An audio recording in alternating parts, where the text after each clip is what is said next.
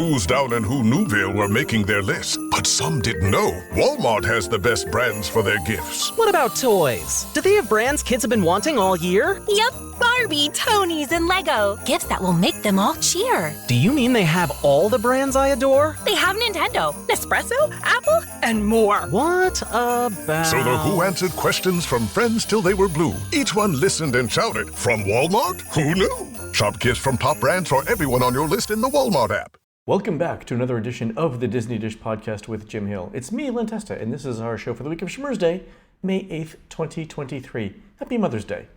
On the show today, news, surveys, and listener questions.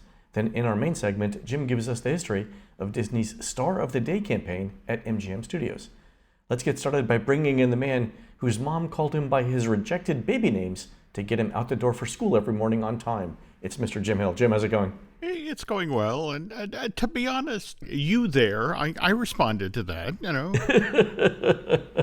Cornelius Euripides Hill, get over here. There we go. Or 2 of 5, you, there, okay, come here. Whatever. Yeah. All right, Jim, let's do a quick shout out to subscribers over at disneydish.bandcamp.com. Thanks to new subscribers Davey World, Melissa Krim, Matt Norris, and Peter Hall 6.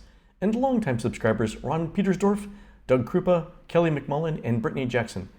Jim, these are the trilingual cast members who first taught Donald, Pinchito, and Jose to speak Japanese when the Mickey Mouse Revue moved to Tokyo, and then Spanish when those characters moved to the Grand Fiesta Tour in Epcot back in 2015. They say that Donald still slips in some Shitamachi slang into Grand Fiesta Tour, and Jose eats a Teishoku lunch every day. True story. This would explain those bento boxes I periodically find floating in the canal there. Okay, good. It all makes sense now, doesn't it? It does. Fantastic. All right, Jim, let's do the news. Folks, the Disney Dish News is brought to you by Storybook Destinations, trusted travel partner of the Disney Dish Podcast. For a worry-free travel experience every time, book online at StorybookDestinations.com. All right, Jim, Disney continues to add more annual pass holder bonus days in May, with virtually all of them at Epcot and Animal Kingdom. Do you think, Jim, this gives us hints about where attendance is lacking and the next set of attractions might be going? We're still waiting for them to finish the most recent set of additions to Epcot, and also worth noting that at that infamous D23 presentation in August of 2022, this is where we got shown, at least Animal Kingdom, where potentially the Moana and Zootopia land was going. And for the 25th anniversary celebration, one of the things that they started doing at that theme park was a meet and greet with Moana. So I think the smart money is on Animal Kingdom, Len. I would think so. Yeah, I agree. Mm-hmm. Also, I noticed that Disney's Hollywood Studios got annual pass holder bonus days on Sundays, in every Sunday in May, except the Memorial Day Sunday. So that kind of makes sense. And Jim, I mentioned this because our friend Andy, who listens to the show, sent in a new Disney survey that asks, among other things, whether these bonus days affect the perceived value of an annual pass. And we'll talk more about that later on in the show. Interesting. Okay. Also, Jim, 2 separate projects continue in World Showcase Lagoon. One is the dismantling of the Harmonious barges, but the other one is the installation of new equipment for the upcoming new fireworks show. Jim, and I note that this is early May, but the fact that they're installing hardware for it, does this mean we're looking for like an October launch, if you will, of the fireworks show? Sooner better than later. I mean, though that said, did you see where our buddy Bio reconstructed the flyover? And they aren't kidding about taking apart those barges. You know, they had one of them stripped down for parts, I want to say within the past week to 10 days. And I would imagine others are speeding along as well. But yeah, with Epcot needs a nighttime show as an artificial reason to keep people in that park at night. And when a Harmonious or an Illuminations isn't running, the restaurants in the park suffer, the shops suffer. So everybody would like to see this new fireworks show in there sooner rather than later. Agreed. I think it's good for everyone. Also, I'm still kind of interested in figuring out what Disney was doing in the back of the Morocco Pavilion, but that's a story for another time. Yeah. All right, a couple of other things, Jim. Our friend Scott wrote in to say that Disney seems to be testing a new trip planning service for DVC members. Mm-hmm. And the reason we think that is he got an email that said from Disney, "We're excited to share that Disney Vacation Club is piloting an all-new member experience specialist team designed to enhance your membership. You're invited to participate in this new program before arriving and during your upcoming stay at Disney's blank resort, where you'll have the chance to experience an elevated approach to member services. So among the things that this dedicated team will be able to do for DVC members, look for dining reservations when available and book them, search for recreation availabilities, organize your special events, set up your My Disney Experience app, the Magic Mobile Digital Wallet Pass, park tickets, park reservations, resort reservation requests, and then general questions. So it seems like, Jim, if I understand correctly, Disney's now dedicating a team to clearing out all of the obstacles that Disney implemented with its website and app. Makes total sense to me. Yeah. Well, remember, once upon a time, DVC folks, they don't have a false sense of entitlement. They have a real sense of entitlement. No, they paid more money than the rest of us. Yeah, exactly. And the whole notion of, treat those folks well, because again, they're the ones who evangelize to friends and family. So I'm happy. The thing that surprises me is that DVC members are among the most knowledgeable of Disney guests. Yep. And to acknowledge that you need a separate program to help these most knowledgeable guests with these things indicates something to me. Yeah. Super interesting. If anyone has actually gone through this, write in and let us know how it worked. All right, a couple of other things. Michelin has announced the Bib Gourmand Awards for Central Florida. So these actually came out a little bit early. The next update for the Michelin Guide for Orlando comes out this Thursday, which is May 11th. But they've already actually announced the Bib Gourmand winners for Central Florida. And there are 4 restaurants in Orlando that got this designation. None of them are Disney or Disney Springs or anything related to Disney. And Jim, that's interesting because remember on an episode not too long ago, we talked about the different levels of recognition that you get from Michelin. One is just being listed in the guide. The second highest is this thing called Bib Gourmand, which is basically, this is a really good restaurant for the money. And then you start after that getting into actual stars. And that's important because the Disney restaurants that have already been acknowledged as getting recognized by Michelin coming up on May 11th didn't get the low tier of the award. So it's good. We'll see what happens. Okay. Still excited. Also, Jim, and this is kind of related to Disney news, but the trailer for Space Robots in Outer Space 10, which you and I filmed on the Galactic Star Cruiser last month, has been released. You can see the entire trailer at tinyurl.com/Hank, Hank, and then the number 10. Thanks to everyone who went with us on the Star Cruiser and who appeared in the trailer.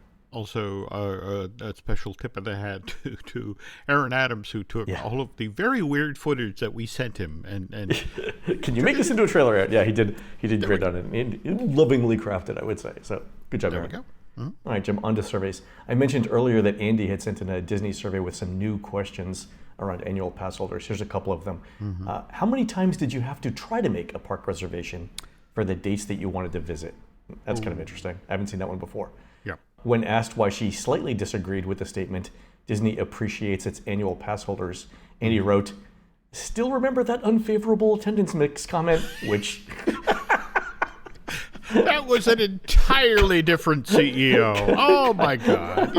Andy, let it go. Okay, I love you, Andy. I love you. Okay. And then the other one that was interesting was, are you aware of any annual pass holder offers or discounts at other Central Florida theme parks? And so it's not asking what they were, it's asking if you're aware of them, and that's kind of interesting. Okay. Our friend Mark sent in a Universal Studios Hollywood survey that asks, if each of the following were recreated as state-of-the-art rides or attractions in a world-class theme park, how interested would you be in experiencing such an attraction? And there's a 5-point Likert scale, basically from I would avoid this attraction to I would make a special trip to a theme park just for it. And so the middle is like I might check it out. So the properties listed, some of them, Jim, are already in Universal Studios Hollywood, like Secret Life of Pets. It's already there. Back to the Future, Downton Abbey, Jurassic Park, Stranger Things, Minions. Where's Waldo?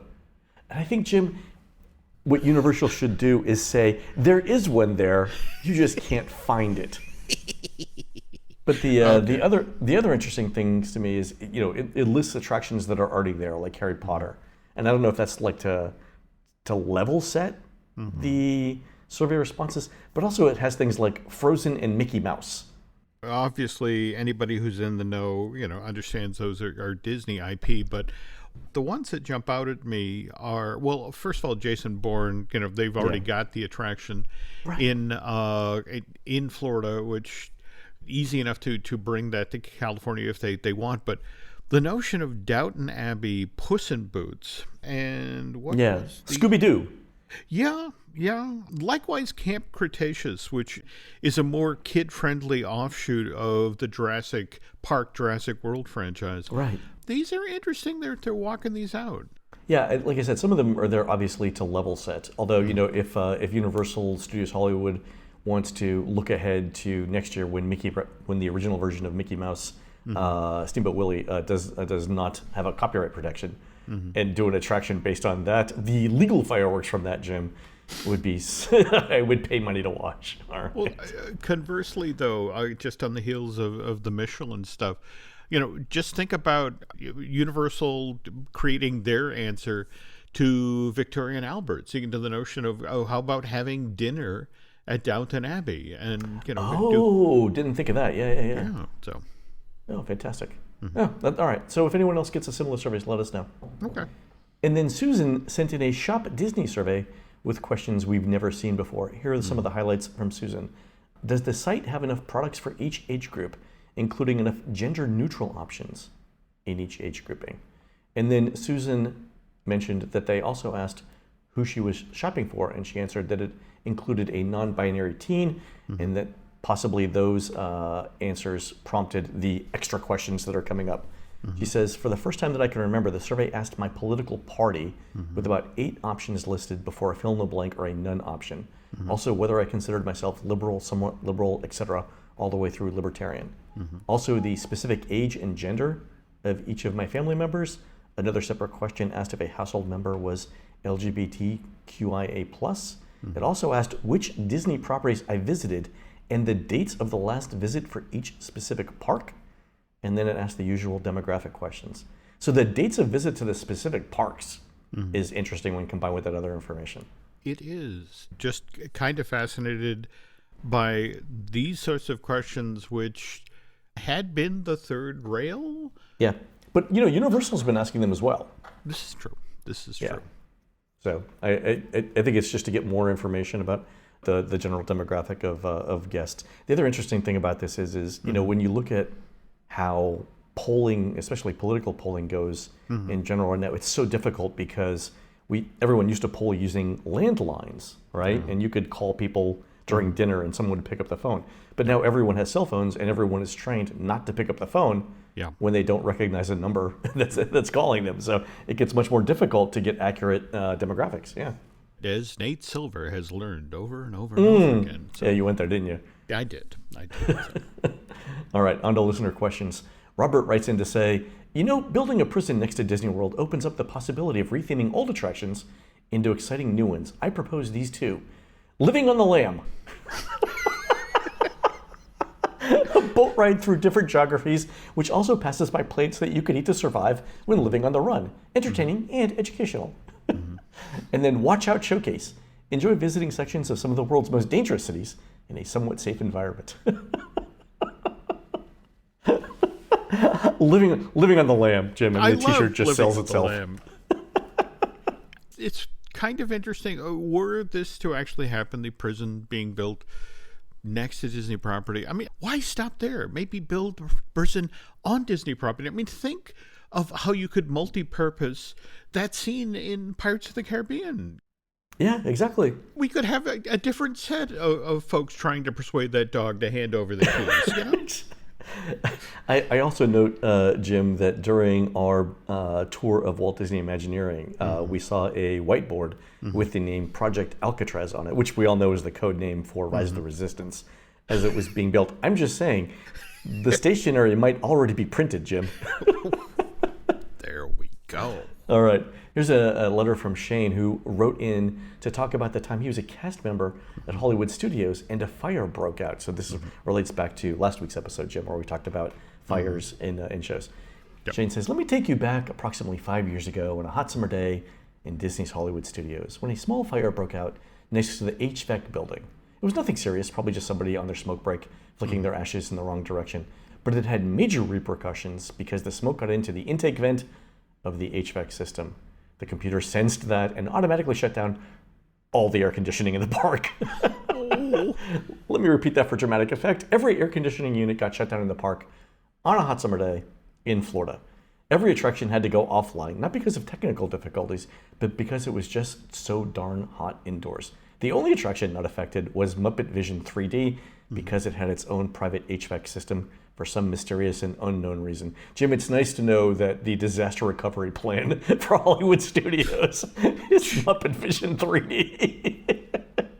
That's the contingency planning. You know what? God forbid anything bad happens here, but if it does, we got to keep Muppet Vision running. Like, that's the plan. Okay. So Shane continues.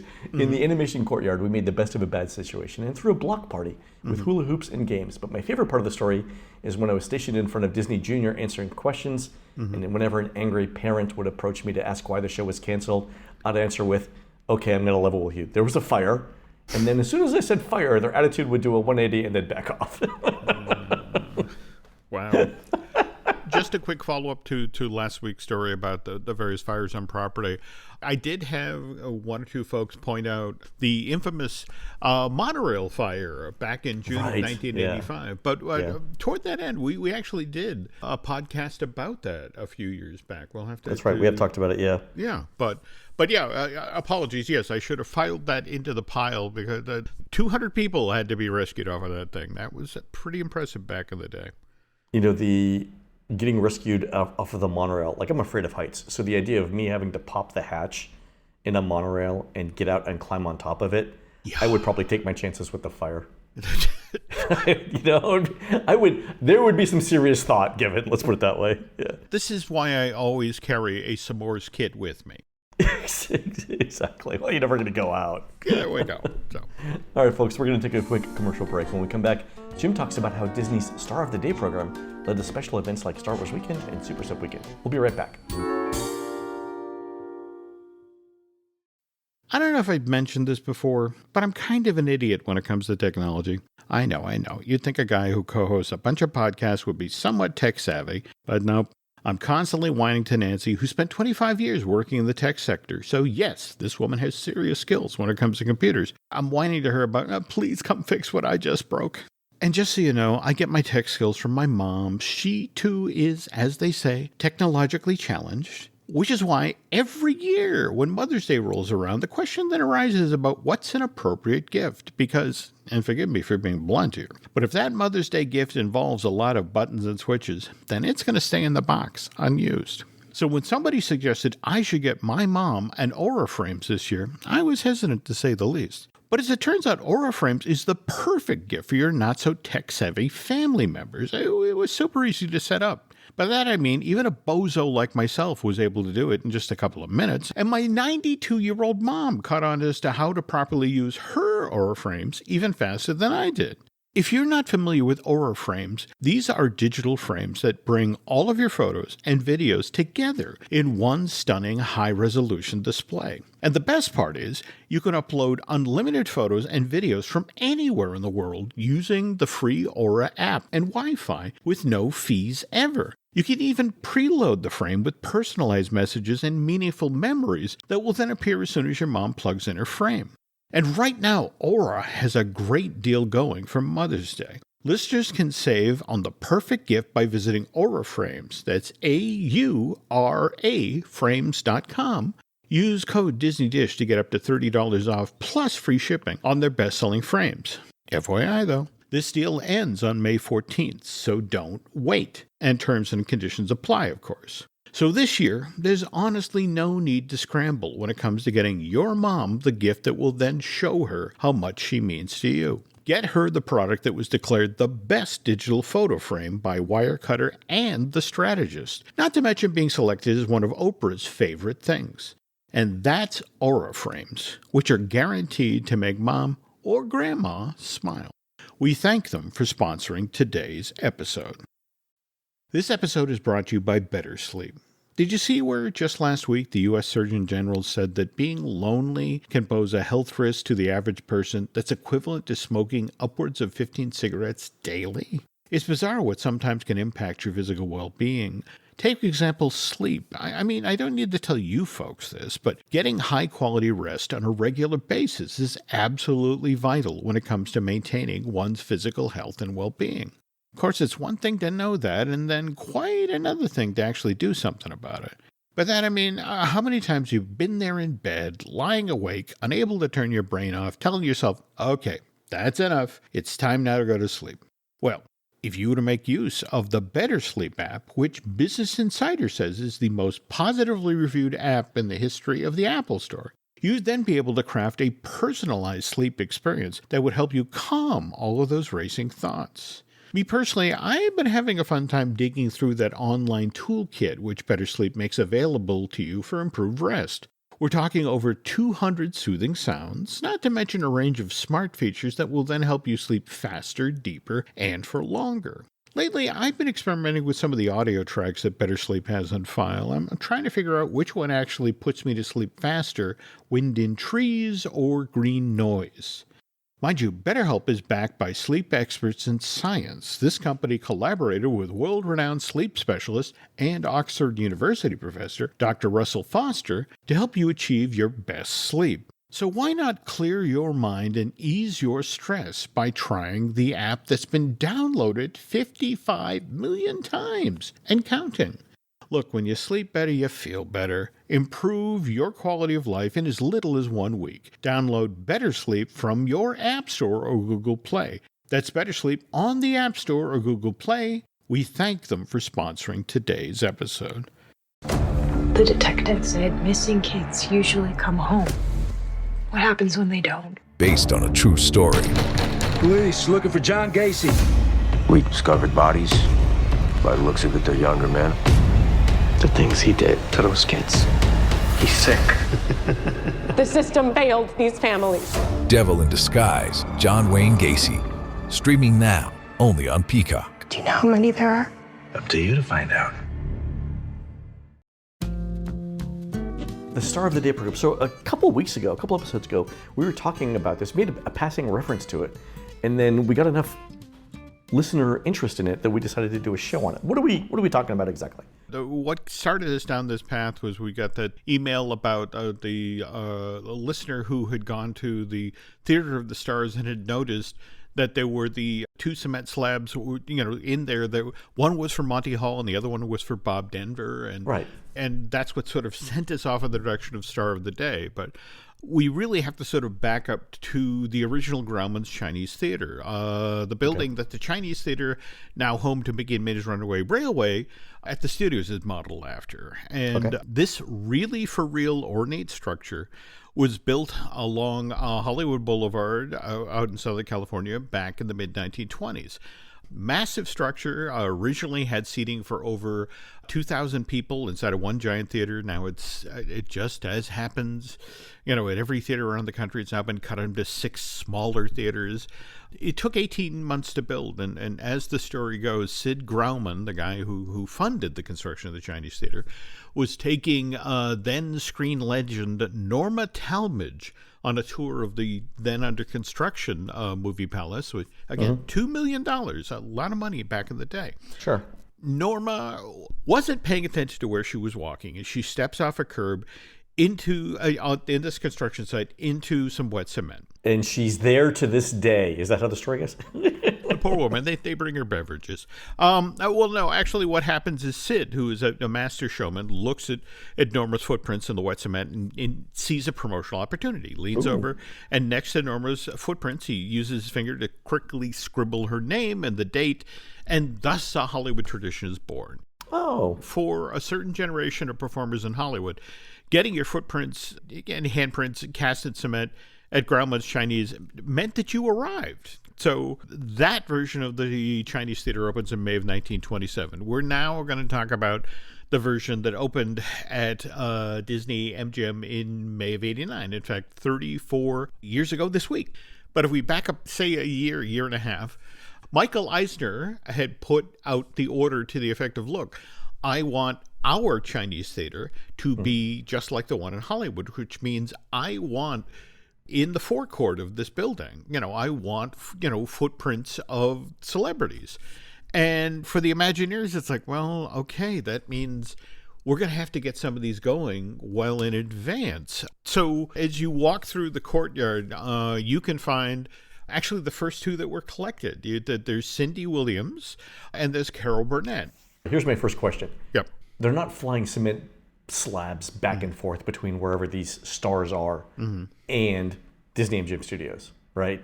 How do they get these people to actually sign wet cement? Now, in the case of Carol Burnett, she was actually there on site. In fact, June of 1988, Carol was there in the just completed Soundstage 3 to shoot it was an hour-long TV special called A Conversation with Carol. Would eventually air on the Disney Channel starting in August of 88. But while she was there on site, they literally came to her and it's like, okay, here is the squared off thing of cement, please sign. So Carol signs it and dated it 1988. Now, on the other hand, interesting. In the case of Cindy Williams, she was shooting a TV movie. In fact, it was called Save the Dog. I can't believe I don't remember this, but okay. Okay. Save the Dog. You don't remember that classic? This aired, by the way, on NBC as part of their Magical World of Disney programming blog. But I want to say this was shot in Canada, not in L.A. And what they ended up doing was, they came at her with a thing of cement. She signed it on set. Once it's set, some poor FedEx guy got a hernia, making sure that made its way to Florida. And I mean, those cement slabs have to weigh many hundreds of pounds. They do. They're probably just driving them. They're probably just hiring a cast member to put it in the back of a minivan and driving it. That might be literally the cheapest way to get that there. Given that, again, they needed them for the opening in the spring of 1989. They just rented a truck and shipped well, it yeah. over, right? In fact, I know Alan Alda signed in 88, and there's a bunch of other folks that they did. So that's interesting. So if you're in the studios and you find a block with a date of 1988, it was signed before the park even opened. Cool. So that's something for our listeners to look at the next time they're there. That's awesome. All right. Okay. Cool. Okay, if we now jump ahead to the actual grand opening of MGM, 3-day-long affair, stretched from April 29th through May 1st, 1989, there were celebrities galore on hand, Len. And what Disney did then was they deliberately staged several events in front of the press where multiple stars then pressed their hands in wet cement, all at the same time, mind you, in front of cameras. And among the stars that took part in the opening of MGM, you had Bette Midler and Kevin Costner. You had representatives of Hollywood's golden age like Mickey Rooney and Ann Miller, former glamour girls like Lauren Bacall and Audrey Hepburn, television pioneers like Buffalo Bob, of Howdy Doody fame, Imogene Coca and Edie Adams, sitcom stars from the 60s like Rosemary and Maury Amsterdam, and of course, Len, I know you would have been excited, Werner Kempler, Colonel Klink from Hogan's Heroes. I would have gone for that. I would have made a special trip over to the park. There we go. But Disney really put out an all-points bulletin, and people came out. I mean, you had genuine legends like Bob Hope and George Burns, top music stars Willie Nelson, the Pointer Sisters. Willie Nelson just got inducted into the Rock and Roll Hall of Fame. Yeah, at 90. Sure. Okay. Disney legends like Annette Funicello, Art Linkletter, Dick Van Dyke, and full-on modern-day icons like, or back in the day, modern-day icons like Walter Cronkite and Leonard Nimoy. And Disney did its damnedest to capture all of these celebrities' signatures and handprints and footprints, and after they dried, they were then loaded into the forecourt of the Chinese theater. And by the way, Len, the week that Disney's third theme park opened, Disney-MGM kicks off its Start of the Day program with Annette. Annette Funicello is the very first Star of the Day. Sure. The way it used to work is Disney Start of the Day program, they would typically do 2 Stars of the Day every week. Typically, the way it would work is one star would come in and appear Monday through Thursday at the park, and then the second one would come in and do basically the weekend shift, Friday through Sunday. Sure. And this was a sweet gig. Disney would, offer the opportunity to the celebrity and explain, look, we're going to fly you and your immediate family into Orlando. We're going to put you up at the Grand Flow. We're going to give you free admission to the park. We're going to assign you a plaid to make sure that you never wait in line for anything, comp all of your meals and your hotel room. In return, though, the celebrity, they asked for 3 hours of their time every day. And the way this would work is at noon, they'd be picked up at the Grand Flow. Okay. And then driven by town car over to the studio. And they do a quick makeup hair session. And then the celebrity would then, at 1 o'clock, take part in a star conversation. And this would be presented in, do you remember when the Theater of the Stars was actually at the edge of Hollywood Boulevard rather than all the way back on Sunset? Yeah, it was right there on the corner. Then there's a Starbucks there now, which is sort of a funny commentary on there we go. That's where we live today. Okay.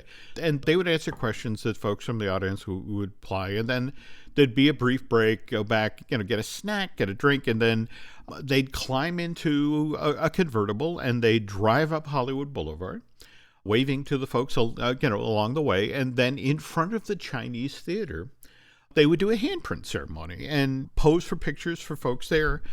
And by 2:30, they're off the clock. And so at this point, the plaid that's been assigned to them, it's like, well, do you want me to take, I can take you back to the hotel, or we can join your family wherever they are at the resort. We could tell your family you've been delayed indefinitely. Go to a bar somewhere. We could do lots of things. What would you like to do? This is true. Let's head to the catwalk. Okay, But yeah, like I said earlier, sweet, sweet gig. Basically a free Walt Disney World vacation for you and your family. And again, in exchange for 3 hours of being adored by the theme park going public. And who would say no to that gig?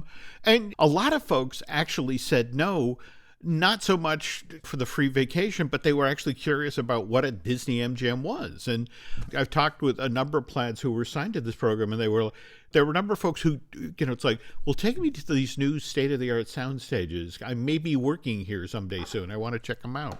Yeah. We were just talking about, people taking pictures of the celebrities out in front of the Chinese theaters. They're pressing their hands in the cement.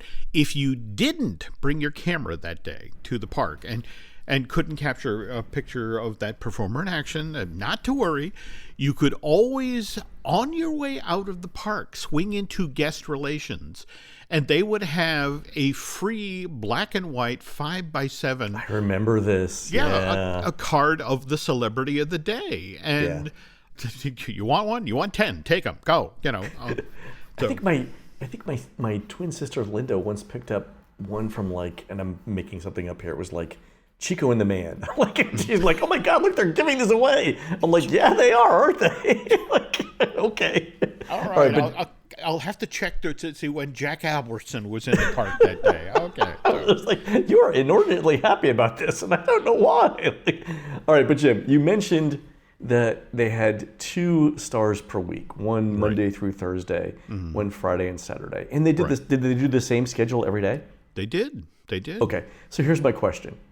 If they did the same schedule every day, that means that they did the hand printing ceremony every day, which means there are 3 or 4 different slabs of concrete with various celebrity handprints on them floating around Central Florida? I've been told by folks who worked at Disney-MGM during the height of the Star of the Day program, which sadly was discontinued in the mid-1990s once Sunset Boulevard and Twilight Zone Tower of Terror opened. But yes, they did in fact wind up with multiple slabs of hardened concrete with the exact same celebrity signature in them.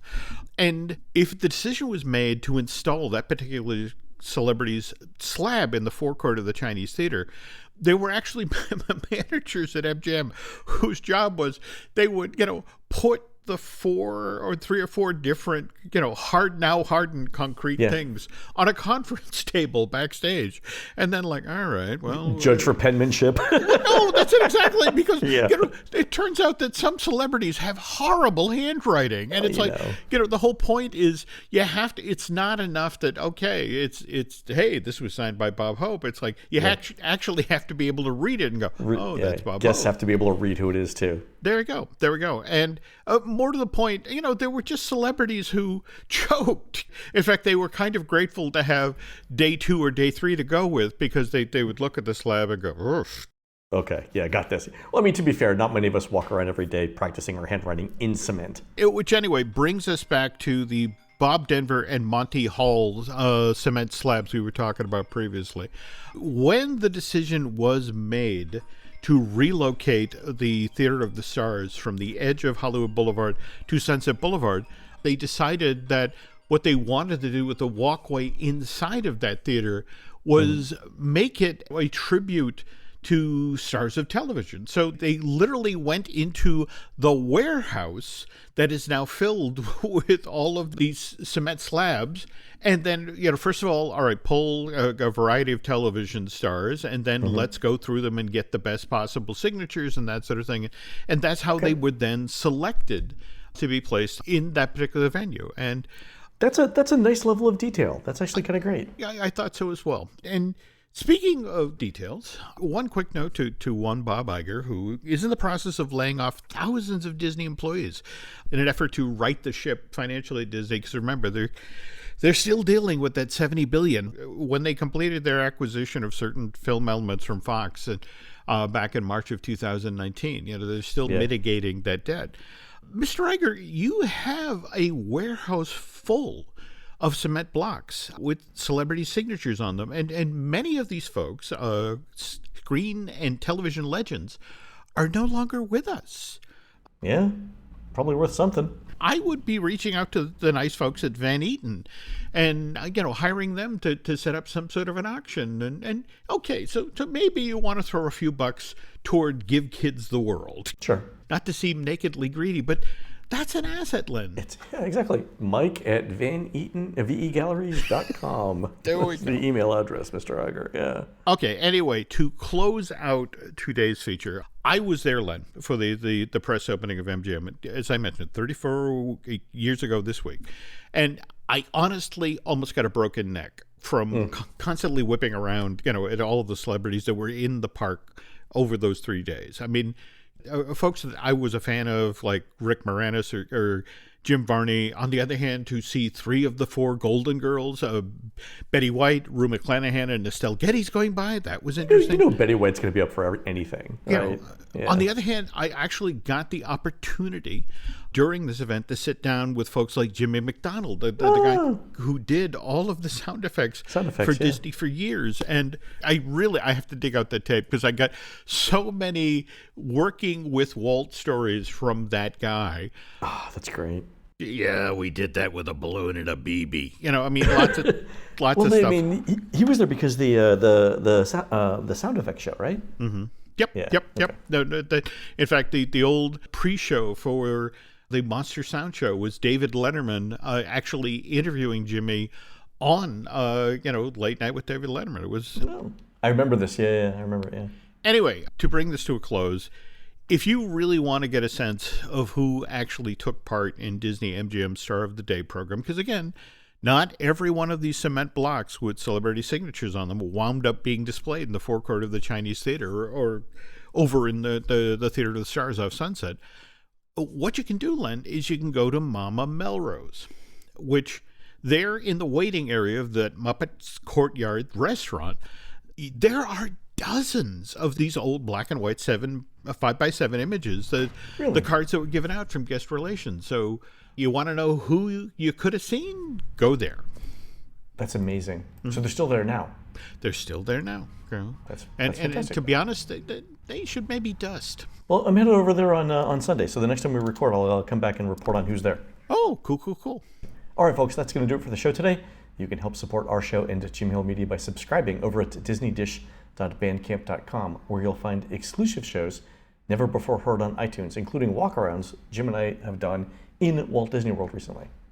On next week's show, Jim will be back with more stories, and I'm going to talk about the best touring plans for Disney's Animal Kingdom without paying for Genie Plus. You can find more of Jim at jimhillmedia.com and more of me, Len, at touringplans.com. We're produced fabulously by Aaron Adams, who'll be giving tips on late spring bass fishing techniques, including the importance of pause with finesse worms, at the 2023 Flop Eye Fish Festival, May 26th and 27th, at the Industrial Park bordering Great Falls Lake, just off James Baker Boulevard in beautiful downtown Great Falls, South Carolina, And I love, Jim, that the industrial park doesn't have a name. It's just, the one next to Great Falls Lake. Anyway, while Aaron's doing that, please go onto iTunes and rate our show and tell us what you'd like to hear next. For Jim, this is Len. We'll see you on the next show.